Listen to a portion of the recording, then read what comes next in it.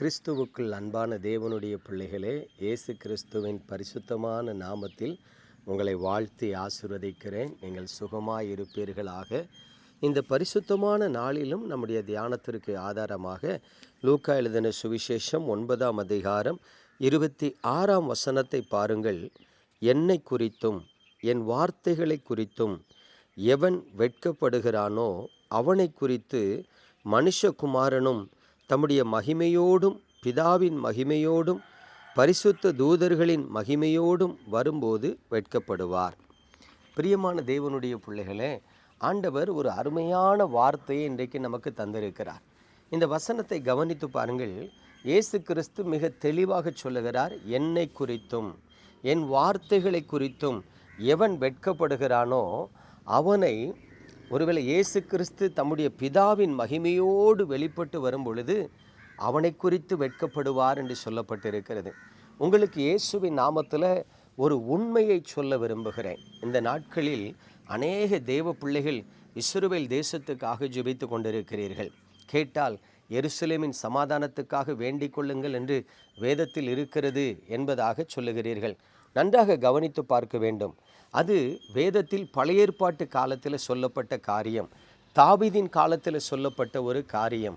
புதிய ஏற்பாட்டு கால சத்தியத்தை நீங்கள் பார்க்கும் பொழுது பழைய ஏற்பாட்டு கால சத்தியமும் புதிய ஏற்பாட்டு கால சத்தியமும் முற்றிலுமாய் வேறுபடுகிறதை நீங்கள் பார்க்க முடியும். என்னவென்று சொன்னால், புதிய ஏற்பாட்டு கால சத்தியத்தை பாருங்கள். இயேசு கிறிஸ்து தேவனுடைய ராஜ்யத்தை குறித்தே அதிகமாய் பிரசங்கித்து கொண்டிருப்பார். பழைய ஏற்பாட்டு கால சத்தியத்தை குறித்து பாருங்கள், எருசலேமை குறித்து அதிகமாக செய்திகள் சொல்லப்பட்டிருக்கும். தேவனுடைய ஆலயத்தை குறித்து சொல்லப்பட்டிருக்கும், தேவனை குறித்து சொல்லப்பட்டிருக்கும். ஆனால் புதிய ஏற்பாட்டு கால சத்தியத்தை நீங்கள் பார்க்கும் பொழுது ஒருவேளை மனந்திரும்புதலை குறித்து சொல்லப்பட்டிருக்கும், கிறிஸ்துவின் அன்பை குறித்து சொல்லப்பட்டிருக்கும், பாவ மன்னிப்பின் நிச்சயத்தை குறித்து சொல்லப்பட்டிருக்கும், இயேசு கிறிஸ்துவினுடைய இரண்டாவது வருகையையும் சபை எடுத்துக்கொள்ளப்படுதலை குறித்து சொல்லியிருக்கும். நன்றாக கவனிங்க. இந்த நாட்களில் இருக்கிற சில பிரபலமான வயதான ஊழியர்கள் தான் அதிகமாக இஸ்ரவேல் தேசத்தை குறித்து ஜனங்களிடத்தில் சொல்லி, எப்பொழுதெல்லாம் இஸ்ரவேல் தேசத்துக்கும் பாலஸ்தீனத்துக்கும் இடையிலே பிரச்சனை வருகிறதோ, யுத்தங்கள் நடைபெறுகிறதோ, அப்பொழுதெல்லாம் நாம் திறப்புல நின்று ஜெபிக்க வேண்டும் என்று ஜனங்களை தவறான சத்தியத்திற்குள் வழிநடத்தி விட்டார்கள். என்னென்று சொன்னால், புதிய ஏற்பாட்டு காலத்தில் இயேசு கிறிஸ்துவினுடைய செய்தியையும் அவருக்கு பிறகு அப்போஸ்தலர்களுடைய செய்தியையும் பாருங்கள். பரிசுத்த வாழ்க்கை குறித்து, மனம் திரும்புதலை குறித்து, இயேசு கிறிஸ்துவை ஏற்றுக்கொள்ளுவதை குறித்து, இயேசு கிறிஸ்துவை ஏற்றுக்கொண்ட பிறகு தேவனுடைய ராஜ்யத்தை குறித்து, அவருடைய வருகையை குறித்து, நித்திய நியாய தீர்ப்பை குறித்து தான் செய்தி மிக தெளிவாக இருக்கிறது. ஏதாகிலும் ஒரு இடத்துல இயேசு கிறிஸ்து எருசலேமில் மறுபடியும் தேவாலயம் கட்டப்படும் என்பதை சொல்லியிருக்கிறாரா? எருசலேமை திரும்ப கட்டுவேன் என்று இயேசு கிறிஸ்து சொல்லியிருக்கிறாரா? அல்லது அப்போஸ்தலர்களாவது இஸ்ரவேல் தேசம் பாதுகாக்கப்பட வேண்டும் என்று சொல்லியிருக்கிறார்களா? நல்லா கவனித்து பாருங்கள். புதிய ஏற்பாட்டிலேயே இல்லாத ஒரு சத்தியம் என்ன தெரியுமா? எருசலேமை தேவன் பாதுகாக்கிறார், இஸ்ரவேல் தேசத்தில் தான் கர்த்தர் இருக்கிறார், இஸ்ரவேல் ஜனங்கள் தான் தேவனுடைய சொந்த ஜனங்கள் என்று எங்காகிலும் சொல்லப்பட்டிருக்கிறதா? இயேசு கிறிஸ்து யூதர்களிடத்தில் பேசும் பொழுது, ஆசாரியர்களிடத்தில், பரிசேயர்களிடத்தில், சதுசேயர்களிடத்தில் பேசும் பொழுது இயேசு கிறிஸ்து மிக திட்டமாய் சொல்லுகிறார், ஆபிரகாம் உங்களுக்கு தகப்பன் என்று சொல்லிக் கொள்ளாதிருங்கள். தேவன் நினைத்தால் இந்த கல்லுகளாலே தமக்கு பிள்ளைகளை உண்டாக்கி கொள்ளுவார் என்று சொல்லுகிறார். அப்படியானால் இயேசு கிறிஸ்து பாரம்பரியமாய் வந்த யூதர்களை அவர் புறம்பே தள்ளினார். மனம் திரும்பினவர்களையும் தன்னை ஏற்றுக்கொண்டவர்களையும் ஒருவேளை தேவ ராஜ்யத்தை குறித்து தான் அவர் அதிகமாய் பிரசங்கித்தார் என்று பார்க்கிறோம். பிரியமான தேவனுடைய பிள்ளைகளே, இந்த நாட்களில் அறியாமையினால் பல கிறிஸ்தவர்கள் இஸ்ரவேல் தேசத்துக்காக ஜெபித்து கொண்டிருக்கிறார்கள். இஸ்ரவேலின் பாதுகாப்புக்காக ஜெபிக்கிறார்கள். இஸ்ரவேலிலே அங்கே மறுபடியும் தேவாலயம் கட்டப்படும் என்பதை குறித்து ஜெபிக்கிறார்கள். இஸ்ரவேல் தேசத்தை ஆண்டவர் கைவிடவே மாட்டார் என்று நம்பிக்கொண்டிருக்கிறார்கள். நல்லா கவனிங்க. அந்த இஸ்ரவேல் தேசம் கடந்த வருஷத்தில் என்ன அறிக்கை பண்ணிச்சு தெரியுமா? பழைய பிரதம மந்திரி நெதன்யாகு சொல்கிறார், இஸ்ரவேல் தேசத்தில் யாராகிலும் ஒருவன் இயேசு கிறிஸ்துவை குறித்து பிரசங்கித்தால் அவனை கைது செய்வேன் என்று சொன்னார். சுவிசேஷம் அறிவிக்கிறதாக சொல்லி எங்கள் தேசத்திற்குள் கிறிஸ்துவை குறித்து யாராவது சொல்ல வந்தால் அவர்களை சிறையிலே பிடித்து போடுவேன் என்று சொன்னார். கவனிங்க, இயேசு கிறிஸ்துவை குறித்து இன்றைக்கு வரைக்கும் இஸ்ரவேல் தேசம் மறுதலித்து கொண்டிருக்கிறது. இன்றைக்கு வரைக்கும் இயேசு கிறிஸ்துவை இஸ்ரவேல் தேசம் ஏற்றுக்கொள்ளவில்லை, மேசியாவாக இரட்சகராக ஏற்றுக்கொள்ளவில்லை. இயேசு கிறிஸ்துவை அவர்கள் புறக்கணிக்கிறார்கள். அப்படி இருக்கும் பொழுது இன்றைக்கு தமிழ்நாட்டில் இருக்கிற கிறிஸ்தவர்கள் தான் எப்போ பார்த்தாலும் இஸ்ரவேல் தேசத்துக்காக ஜெபித்து கொண்டிருக்கிறேன்.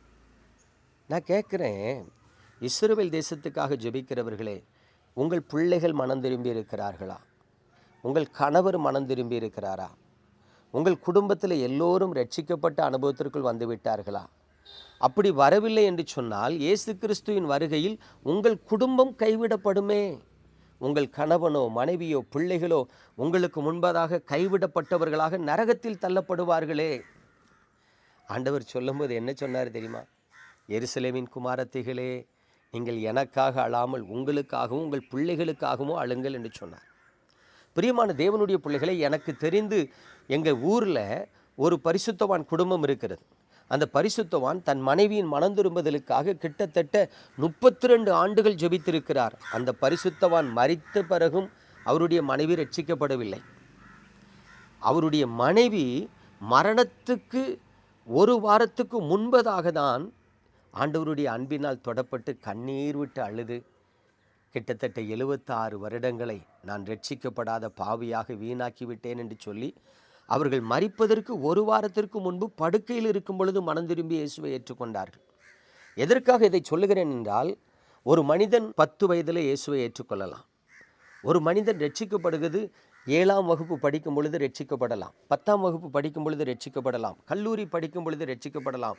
ஒவ்வொரு மனிதனுக்கும் ரட்சிக்கப்படுவதற்கென்று தேவன் ஒரு காலம் வைத்திருக்கிறார். அது வரைக்கும் நான் பொறுமையாய் காத்திருந்து ஜெபித்து கிறிஸ்துவினுடைய அன்பை சுவிசேஷத்தை ஏற்றுக்கொண்டு கிறிஸ்துவினுடையவர்களாய் மாறுவதற்கு பொறுமையாய் காத்திருக்கணும். அதை விடுத்து இந்த நாட்களில் கிறிஸ்தவர்கள் பாருங்கள், கண்டதை காட்சி கொண்டதை கோலம் என்பது போல வாழ்ந்து கொண்டிருக்கிறார். கடந்த நாட்களில் ஒரு தம்பியை நான் சந்தித்தேன். அவன் எனக்கு ஒரு நபரை அறிமுகப்படுத்தினான். அண்ணன், இவர்கள் ஒரு ஆவிக்குரிய சபையை சார்ந்தவர்கள் என்று, முழு ஒயிட் அண்ட் ஒயிட் போடுகிற ஒரு சபையை சார்ந்த விசுவாசி என்று ஒரு 40 வயது மனிதனை எனக்கு அறிமுகப்படுத்துகிறார். அந்த நபரோடு நான் பேசி கொண்டிருக்கும் பொழுது, நீங்கள் எப்பொழுது மனம் திரும்பி இயேசுவை ஏற்றுக்கொண்டீர்கள் என்று கேட்டேன். அவர் சிரித்து கொண்டே சொன்னார், அண்ணன், நான் ஆவிக்குரிய சபைக்கு போகிறேன் என்று சொன்ன பிறகும் என்னிடத்தில் ரட்சிக்கப்பட்டாயா என்று கேட்கிறீர்களே என்று. நான் கேட்டேன், ஆவிக்குரிய சபைக்கு சென்றால் ரட்சிக்கப்பட்டிருக்கிறீர்களா என்று கேட்கக்கூடாதா என்று சொன்னேன். கிட்டத்தட்ட ஒரு 10 நிமிடம் பல காரியங்களை பேசி கொண்டிருந்தோம். சரி, நான் போகிறேன் என்று சொல்லிவிட்டு எழுந்த பொழுது அவர் என் கையை பிடித்து கொண்டு சொன்னார், அண்ணே, என்னால் ஒரு 5 நிமிடம் கூட ஜெபிக்க முடியலை, தூக்கம் வருது, என்னால் ஒரு வசனத்தை கூட வாசிக்க முடியல, என் ஆவியில் கட்டப்பட்டு இருக்கிறேன். சிறுபிள்ளை போல அழுதார். அப்பொழுதுதான் நான் சொன்னேன், நீங்கள் மனம் திரும்பின அனுபவத்தில் இருந்திருப்பீர்கள் என்று சொன்னால் இப்படிப்பட்ட ஒரு பரிதாபமான நிலை உங்களுக்குள் காணப்படாது. நீங்கள் ரட்சிக்கப்படாமலே ரட்சிக்கப்பட்டேன் என்று ஒரு வாழ்க்கை வாழ்ந்து ஆவிக்குரிய சபைக்கு சென்று கொண்டிருக்கிறதினால்தான் இப்படிப்பட்ட பரிதாபமான நிலை உங்களுக்கு காணப்படுகிறது என்று சொல்லி அவருக்கு ரட்சிக்கப்படுதலை குறித்து சொல்லி ஜெபித்து வந்தேன். எதற்காக சொல்லுகிறேன் என்றால், இந்த நாட்களிலே கிறிஸ்தவர்கள் ஆவிக்குரிய சபைக்கு சென்றாலும் சரி, பாரம்பரிய சபைக்கு சென்றாலும் சரி, ஒருவேளை என்னைப் போல சுவிசேஷகர்கள் நடத்துகிற பிரபலமான சுவிசேஷ ஊழியர்கள் நடத்துகிற ஜெப கூட்டங்களுக்கு சென்றாலும் சரி, ஒழுங்காக ஆலயத்துக்கு சென்றால் ரட்சிக்கப்பட்டேன் என்று நினைத்து தங்களை தாங்களே ஏமாற்றி கொண்டிருக்கிறார்கள். பிரியமானவர்களே, இயேசுவின் நாமத்தில் மறுபடியும் தாழ்மையாக உங்களுக்கு நான் சொல்லுகிறது என்ன தெரியுமா? என்னை குறித்தும் என் வார்த்தைகளை குறித்தும் எவன் வெட்கப்படுகிறானோ அவனை குறித்து நானும் வெட்கப்படுவேன் என்று சொல்லுகிறார். இன்றைக்கு வேத வசனங்கள் என்பது வாசிப்பதற்காக மட்டும் அல்ல. என்னுடைய அண்ணி மகள் மும்பை பட்டணத்திலிருந்து வந்திருந்தாள். அவளிடத்துல டெய்லி பைபிள் எவ்வளோ வாசிப்பா அப்படின்னு கேட்டேன். அப்போ அவள் சொன்னால், டெய்லி 4 பேஜ் வாசிப்பேன். நான் சொன்னேன், அது என்ன டெய்லி 4 பேஜ்? டெய்லி 4 பேஜ் வாசித்தா ஒரு வருஷத்தில் பைபிள் வாசித்து முடித்திடலாம். நான் கேட்டேன், நீ வருஷத்துக்கு ஒருக்கா பைபிள் வாசித்து முடிக்கணுங்கிற நோக்கத்தில் பைபிள் வாசிக்கிறதுனால ஒரு பிரயோஜனம் இல்லையே. உன் ஆவிக்குரிய வாழ்க்கைக்கு பிரயோஜனமாக நீ வேதத்தை எதுக்கு வாசிக்கிறோம்? அந்த வசனத்தை கொண்டு கர்த்தர் நம்மோடு பேசணும், நாம் உணர்வடையணும், தேவனால் உணர்த்தப்படணும், நாளுக்கு நாள் நாம் மறுரூபமாகி கொண்டிருக்கணும். அன்புள்ளவர்களாக, பரிசுத்தமுள்ளவர்களாக, கீழ்ப்படுகிறவர்களாக, விட்டு கொடுக்கிறவர்களாக, விசுவாசிக்கிறவர்களாக, கர்த்தருக்குள் நிலைத்திருக்கிறவர்களாக வளருவதற்காகத்தான் வேதத்தை வாசிக்கிறோம். கண்டிப்பாக வருஷத்துக்கு ஒருக்கா வேதத்தை வாசித்து முடிக்கணுங்கிற கட்டாயத்தில் வாசிக்கக்கூடாது. டெய்லி 4 அதிகாரம் வாசித்துட்டேன், 5 அதிகாரம் வாசித்துட்டேன் அப்படிங்கிற ஒரு பெருமைக்காக வாசிக்கக்கூடாது. நீங்களும் நானும் குணப்படுவதற்கு, உணர்த்தப்படுவதற்கு, தேவனால் நடத்தப்படுவதற்கு தான் வேதத்தை வாசிக்கிறோம். அதை நான் கற்றுக் கொடுத்தேன். இன்றைக்கி கவனித்து பாருங்கள், பொதுவாக கிறிஸ்தவர்கள் அனைவரும் இன்றைக்கி ஒரு தேவ மனிதனோ ஒரு ஊழியக்காரனோ வந்து அவர்களுக்கு சத்தியத்தை கற்றுக் கொடுக்க முனைந்தால், எனக்கு தெரியும், எனக்கு ஏன் சொல்லித்தரீங்க, தெரியாதவங்களுக்கு சொல்லிக் கொடுங்கன்னு ஈஸியாக டைவர்ட் பண்ணிடுறாங்க. ஒரு கிறிஸ்தவனுக்கு இன்றைக்கு ஒரு கிறிஸ்தவ ஊழியக்காரன் சத்தியத்தை கற்றுக் கொடுக்க முடியவில்லை. ஏனென்று சொன்னால் அதை கேட்கக்கூடிய இருதயம் இன்றைய கிறிஸ்தவர்களுக்குள்ள இல்லை, வாலிபர்களுக்குள்ள இல்லை, வயதானவர்களுக்குள்ள இல்லை, பகுதி நேர ஊழியம் செய்கிறவர்களுக்குள்ளும் இல்லை, ஏன் முழு நேர ஊழியம் செய்கிறவர்களுக்குள்ளேயே நீங்கள் செய்கிற சில காரியங்கள் தவறு என்று சுட்டி காட்டினால் ஏற்றுக்கொள்ளுகிற இருதயம் இல்லை. எல்லாருடைய இருதயமும் கடினப்பட்டு இருக்கிறதை பார்க்கிறேன். பிரியமானவர்களே, அதைத்தான் வேதம் சொல்லுகிறது, என் வார்த்தை குறித்து நீ வெட்கப்படுவாய் என்றால். நல்ல கவனிங்க, இன்றைக்கி நான் ஒரு ஊழியக்காரனாக இருக்கேன். எனக்கு ஒருத்தர் வந்து ரோட்டில் போகும்போது, பிரதர் ஏசு உங்களை நேசிக்கிறான்னு ஒரு ட்ராக்ஸ் தந்தால் நான் உடனே அவரை அற்பமாக பார்க்கக்கூடாது. நான் யார் தெரியுமா, நான் ஒரு ஊழியக்காரன், எனக்கு ட்ராக்ஸ் தரியா அப்படி பார்க்கக்கூடாது. அன்போடு அதை வாங்கி கொள்ளணும். பரவாயில்ல, ஒரு காலத்தில் நம்ம சுவிசேஷ ஊழியம் செஞ்சோம், இன்றைக்கி இந்த தம்பிமார்கள் செய்கிறாங்க. அன்போடு அதை வாங்கி கொள்ளணும், தாழ்மையோடு வாங்கி கொள்ளணும். நமக்கு அன்றைக்கு கொடுக்கப்படுகிற அந்த துண்டு பிரதியில் என்ன எழுதியிருக்குங்கிறத வாசிக்கணும், வாசித்து ஜெபிக்கணும். அதுதாங்க கிறிஸ்தவ வாழ்க்கை. நீங்கள் கர்த்தருடைய வார்த்தை குறித்து வெட்கப்படக்கூடாது.